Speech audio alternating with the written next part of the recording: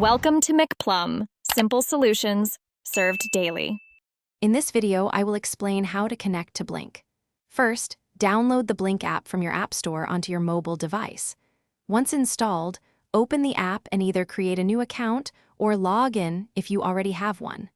Familiarize yourself with the main interface, including the project dashboard and device management sections.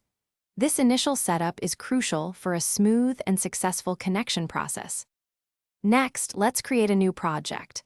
Tap the New Project button in the app.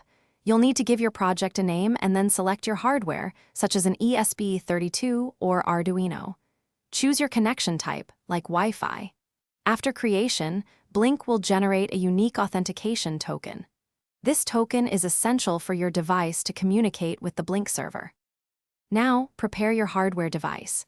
Install the Blynk library in your preferred integrated development environment, like the Arduino IDE. Copy the authentication token from your Blynk app and paste it into your device's code. Ensure your Wi-Fi credentials are also correctly entered. Finally, upload the sketch to your hardware device.